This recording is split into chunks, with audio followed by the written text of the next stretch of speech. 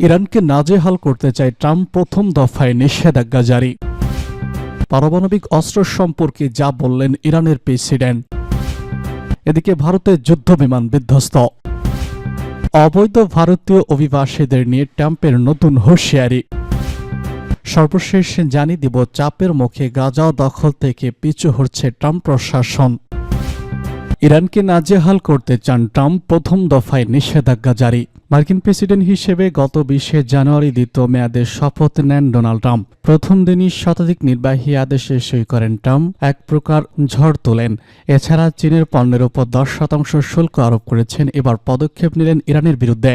কাতার ভিত্তিক গণমাধ্যম আল জাজিরার প্রতিবেদনে বলা হয়েছে, ট্রাম্প দ্বিতীয়বার প্রেসিডেন্ট হিসেবে দায়িত্ব নেওয়ার পর তার প্রশাসন প্রথম দফায় ইরানের উপর নিষেধাজ্ঞা জারি করেছে। তেহরানের উপর সর্বোচ্চ চাপ প্রয়োগ করতেই ট্রাম্পের এই সিদ্ধান্ত। মার্কিন ট্রেজারি বিভাগ বৃহস্পতিবার এই নিষেধাজ্ঞার ঘোষণা দেয়।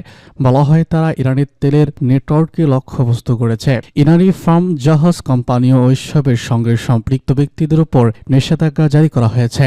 যদিও বাইডেন প্রশাসন আমলেও এসব নিষেধাজ্ঞার আওতায় ছিল।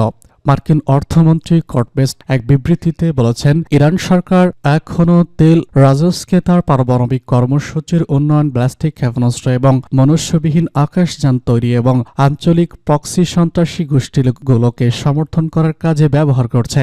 এই ক্ষতিকর কার্যকলাপের জন্য তহবিল সংগ্রহের জন্য ইরানের কোনো প্রচেষ্টাকে আক্রমণাত্মকভাবে লক্ষ্যবস্তুতে পরিণত করছে যুক্তরাষ্ট্র প্রতিশ্রুতিবদ্ধ। ট্রাম্প তার প্রথম মেয়াদে ইরানের উপর বহু নিষেধাজ্ঞা জারি করেছিলেন। সেই সঙ্গে ছিলেন ইরানের বিরুদ্ধে নানা পদক্ষেপ। আর দ্বিতীয় মেয়াদে ক্ষমতায় বসার কয়েক সপ্তাহের মধ্যেই ইরানের উপর নিষেধাজ্ঞা জারি করলেন। পারমাণবিক অস্ত্র সম্পর্কে যা জানালেন ইরানের প্রেসিডেন্ট। ইরানের প্রেসিডেন্ট মাসুদ পেজেশকিয়ান জানিয়েছেন, ইরান পারমাণবিক অস্ত্র এবং যুদ্ধের পিছনে ছুটছে না। এর বিপরীতে ভিত্তিহীন অভিযোগ তুলছে মূলত ইসরায়েলের, যারা সমস্ত আঞ্চলিক দেশের বিরুদ্ধে আগ্রাসন চালিয়েছে। তিনি বৃহস্পতিবার তেহরানে বিদেশি রাষ্ট্রদূত এবং দূতদের উদ্দেশ্যে বলেছেন, আমরা পারমাণবিক অস্ত্রের পিছনে ছুটছি না।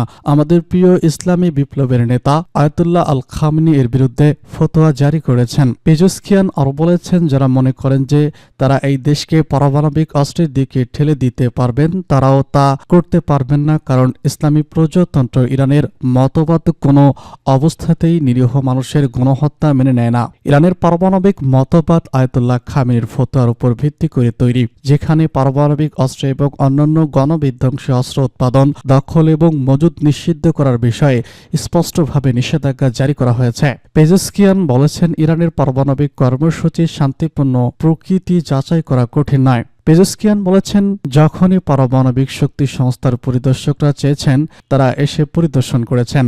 তারা আরও একবার এসে পরিদর্শন করতে পারেন। যখন আমাদের এমন কোনো উদ্দেশ্য নেই, তখন তাদের প্রতিদিন বলা উচিত নয় যে ইরান পারমাণবিক অস্ত্র তৈরির চেষ্টা করছে।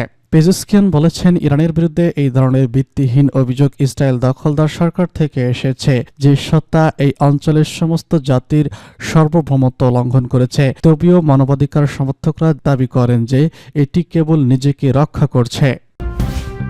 ভারতের যুদ্ধবিমান বিধ্বস্ত। ভারতের মধ্যপ্রদেশে একটি যুদ্ধবিমান বিধ্বস্ত হয়েছে, তবে এতে কেউ হতাহত হয়নি। দুজন পাইলট নিরাপদে বেরিয়ে আসতে পেরেছেন। এক প্রতিবেদনে সব তথ্য জানিয়েছে ভারতীয় গণমাধ্যম হিন্দুস্তান টাইমস। ভারতীয় বিমান বাহিনী IFF জানিয়েছে, বৃহস্পতিবার মধ্যপ্রদেশের শিবপুরের কাছে মিরাজ 2000 যুদ্ধবিমান বিধ্বস্ত হয়। কারিগরি ত্রুটির কারণে উড়োজাহাজটি বিধ্বস্ত হয়েছে বলে প্রাথমিকভাবে ধারণা করা হচ্ছে। বিবৃতিতে IAF বলেছে, নিয়মিত প্রশিক্ষণ অভিযানের সময় যুদ্ধ বিমানটি বিধ্বস্ত হয়, তবে যুদ্ধ বিমানটিতে থাকা 2 জন পাইলট নিরাপদে বেরিয়ে আসতে সক্ষম হয়েছেন। গোয়ালিয়রের পুলিশের মহাপরিদর্শক আরিন্দক বলেছেন, বৃহস্পতিবার দুপুর 2:30টার দিকে নারওয়ের তহসিলের সোনানী চৌকির কাছে সুইং সিটের মিরাজ 2000 বিমানটি বিধ্বস্ত হয়। গোয়ালিয়রের মহারাজপুর বিমানঘাঁটি থেকে উড্ডয়নের কয়েক মিনিটের মধ্যেই বিমানটি বিধ্বস্ত হয়। সাক্সেনা আরও জানান, বিমানবাহিনীর একটি হেলিকপ্টারে করে পাইলটদের হাসপাতালে নিয়ে যাওয়া হয়েছে। একই সঙ্গে দুর্ঘটনার কারণ অনুসন্ধানে তদন্তের নির্দেশ দেওয়া হয়েছে। ভারতের প্রতিরক্ষা সংক্রান্ত সংসদীয় কমিটি গত ডিসেম্বর লোকসভায় পেশ করা একটি প্রতিবেদনে জানিয়েছে, 2017 থেকে 2022 সালের মধ্যে 34টি বিমান দুর্ঘটনা ঘটেছে। অবৈধ ভারতীয় অভিবাসীদের নিয়ে যুক্তরাষ্ট্রের নতুন হুঁশিয়ারি। অবৈধ ভারতীয় অভিবাসীদের যেভাবে হাতকড়া পরিয়ে সেনা বিমানে চাপিয়ে দেশে পাঠিয়েছে ডোনাল্ড ট্রাম্পের সরকার, তা নিয়ে তৈরি হয়েছে বিতর্ক। ক্ষোভ প্রকাশ করেছে ভারতীয় বিরোধী দলীয় নেতারা। তার মধ্যেই এই অবৈধ অভিবাসীদের বিমানে তোলার একটি ভিডিও সামাজিক মাধ্যমে পোস্ট করেছে আমেরিকার বর্ডার পেট্রোল এর প্রধান। সেই সঙ্গে তার হুঁশিয়ারি, বেআইনিভাবে আমেরিকায় প্রবেশ করলে তাড়িয়ে ছাড়ব। ইউএসপিপি প্রধান মাইকেল ডব্লিউ 24 সেকেন্ডের ভিডিও পোস্ট করেছেন। ভিডিওর শুরুতে দেখা গিয়েছে মার্কিন সেনার বিমান C-17 এর দরজা খুলে গেল। রাতের অন্ধকারে হাতকড়া পরে সারিবদ্ধভাবে তাকে উঠছেন অবৈধ অভিবাসীরা। তাদের পায়েও দড়ি বাঁধা। দাগী অপরাধী বা যুদ্ধবন্দীদের যেভাবে জেলে ঢোকানো হয় তার সঙ্গে মিল খুঁজে পেয়েছেন সামাজিক মাধ্যমের কয়েকজন ব্যবহারকারী। বিমানের সামনে দাঁড়িয়ে রয়েছে বন্দুকধারীরা। এরপরে দেখা যায় বিমানের সামনে বসে রয়েছে তারা। ভিডিওর প্রেক্ষাপটে বাজছে জোরালো যন্ত্রসঙ্গীত। সামাজিক মাধ্যম ব্যবহারকারীদের এক অংশের দাবি, আমেরিকানদের দেশপ্রেম জাগিয়ে তুলতেই এই যন্ত্রসঙ্গীত। এই ভিডিও পোস্ট করে আঙ্কেল লিখেছেন, ইউএসপিএ এবং সহকারীরা সফলভাবে অবৈধ অভিবাসী বহিরাগতদের ভারত ফেরত পাঠিয়েছে। সেনাবাহিনীর বিমানে এখনও পর্যন্ত সর্বোচ্চ দূরত্ব পার করে অবৈধ অভিবাসীদের ফেরানো হয়েছে। অভিবাসন আইন এবং অভিবাসীদের দেশ থেকে অপসারণের বিষয়ে আমরা কতটা বদ্ধপরিকর তার প্রমাণ এই অভিযান। তারপরে বাংকাশের হুঁশিয়ারি, যদি আপনি বেআইনিভাবে এদেশে আসেন তাহলে তাড়িয়েই ছাড়ব। বুধবার 114 জন অভিবাসী ভারতীয়কে নিয়ে পাঞ্জাবের মৃতসরে নেমেছে মার্কিন সামরিক বিমান। বাণিজ্যিক বিমানের পরিবর্তে কেন 1.5 গুণ বেশি খরচ করে সেনার বিমান পাঠানো হয়েছে এই অভিবাসীদের, তার ইঙ্গিত মিলেছে ট্রাম্পের বক্তব্য এবং তার প্রশাসনের। আমেরিকার প্রশাসনের এক অংশ মনে করেন বেআইনিভাবে সে দেশে প্রবেশ নিয়ে কড়া বার্তা দিতেই সেনাদের বিমানে অভিবাসীদের পাঠানো হয়েছে। কারণ অতীতে ট্রাম্প বারবার এই অভিবাসীদের অপরাধী বহিরাগত বলে দাবি করেন। চাপের মুখে গাজা দখল থেকে পিছু হটছে ট্রাম্প প্রশাসন।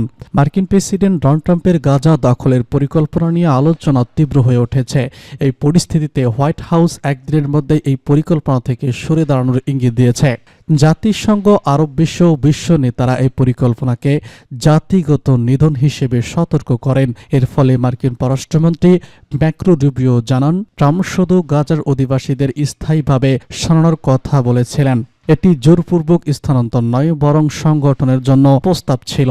হোয়াইট হাউসের প্রেস সেক্রেটারি জানান, গাজার পুনর্গঠনে কোনো অর্থায়ন করবে না ওয়াশিংটন। সেনা মোতায়েন পরিকল্পনাও নেই। ফ্রান্স ও মিশরের প্রেসিডেন্টরা এই পরিকল্পনাকে আন্তর্জাতিক আইনের লঙ্ঘন হিসেবে দেখছেন। একই সঙ্গে দ্বিরাষ্ট্র সমাধানের প্রতি বড় বাধা হিসেবে অভিহিত করেন। জাতিসংঘের মহাসচিব অ্যান্তোনিও গুতেরেস বলেছেন, ইসরায়েল ফিলিস্তিন সংকটের দ্বিতীয় সমাধান নিশ্চিত করতে হবে। এই ইসরায়েল ও ফিলিস্তিন রাষ্ট্রকে শান্তিপূর্ণভাবে পাশাপাশি বসবাস করার সুযোগ দিবে। তিনি আরো বলেছেন, গাজার পুনর্নির্মাণে বিশ্বের সব দেশের সাহায্য প্রয়োজন। জাতিসংঘের ফিলিস্তিনি কর্তৃপক্ষের দূত রিয়াদ মনসুর গাজার গুরুত্ব উল্লেখ করে বলেছেন, গাজা আমাদের ভূমি এবং আমরা এটি ছেড়ে যাচ্ছি না। আমরা গাজাকে পুনর্নির্মাণ করতে চাই। জাতিসংঘ দীর্ঘদিন ধরে ইসরায়েল ও ফিলিস্তিনিদের শান্তিপূর্ণ অবস্থানের জন্য দ্বিরাষ্ট্রীয় সমাধানকে সমর্থন করে আসছে। এদিকে হামাস ট্রাম্পের এই পরিকল্পনাকে বর্ণবাদী ও উগ্রবাদী বলে আলোচনা করেছে।